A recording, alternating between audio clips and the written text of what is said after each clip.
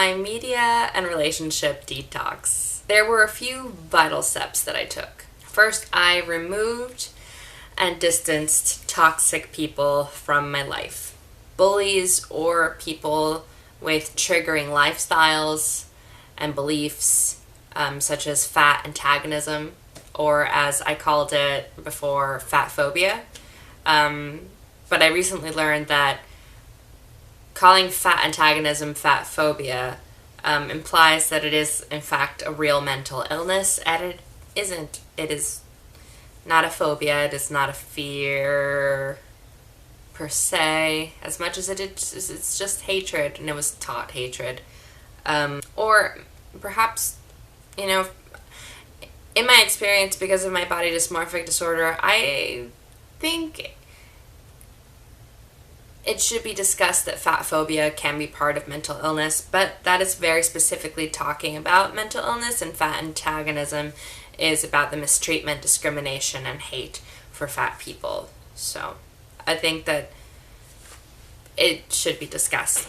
I also detoxed myself from heavy doses of media, so I unplugged my TV, I stopped listening to the radio, I basically put horse blinders on as much as I could with billboards, or I would learn to critique any kind of advertising that I saw. Instead of allowing it to negatively affect me, I would learn how to critique it and point the finger and realize, no, they're wrong. My body isn't. I just kept my life clean of it all as much as I could.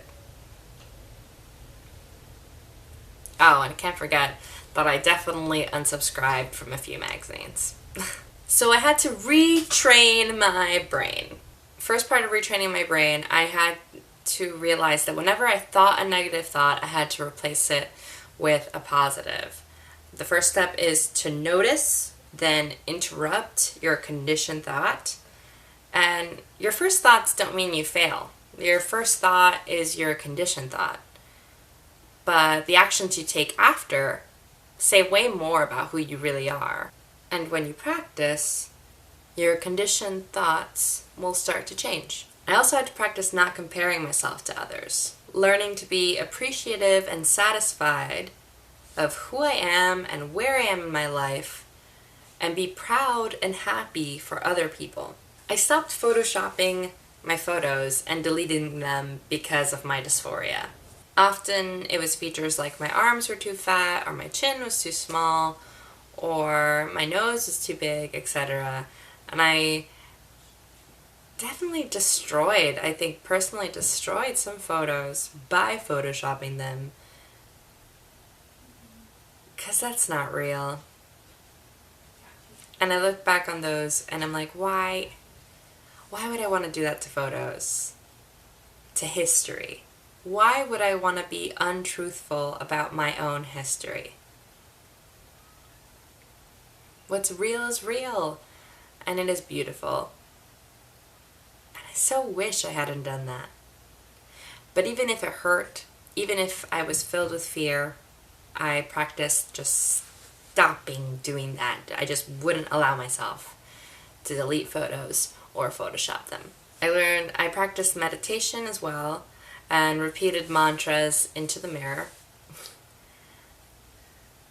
Whenever I thought a negative thought, I would replace it with a positive. And created my new habitual train of thought. I threw away my scale. I do not weigh myself. It's healthier and safer for me not to. In some ways, it's kind of like an addiction.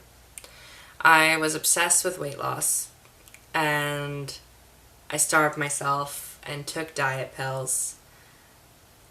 And the scale for me is a trigger. I had to rid myself of it. Kind of like some alcoholics just can't be around alcohol. I shouldn't be around scales or around people talking about weight loss, because it is triggering to me. It can send me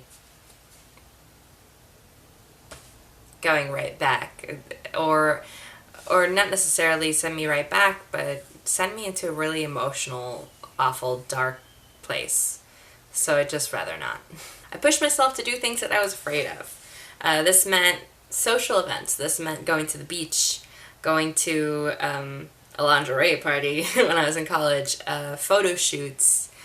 Ultimately, I did a live nude portrait in front of over 100 people at the Lady Fest launch event. That was a mouthful. Let's try that again. At the Lady Fest launch event, which was really scary. But I did it. And the reward I get at the end of those events where I push myself to do something I'm afraid of is that when it's over, I can say that I did it and that I'm still here and that nothing bad happened. And that really helped my progress. So after some time practicing all these habits or retraining my brain, etc., after some time in self-therapy and recovery, I finally came to a point where I became so wonderfully fearless in my body. And I allowed myself to fill myself up with love.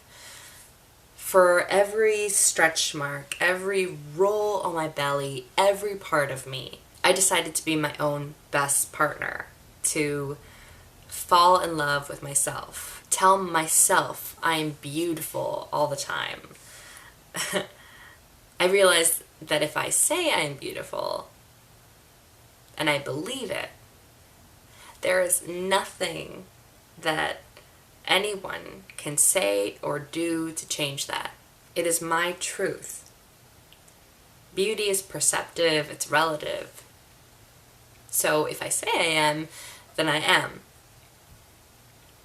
And then I'm unstoppable because no one can take that away. It was around that time that I started my blog, Stop Hating Your Body, which currently has close to 67,000 followers and is still going strong. I've made several YouTube videos about body image as well, though many are no longer available because what I didn't realize was that,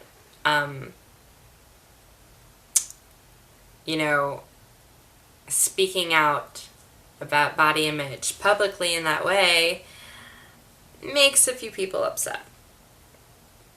Upset enough to hack into my YouTube account and delete the entire account from the inside. So I was targeted by fat antagonists, people who claimed that because I promoted positive self-esteem that I was also promoting obesity, promoting unhealthy habits, all because I was discussing how I felt that people should love themselves at every stage in their lives. Here is where I would like to talk about how body positivity is intersectional.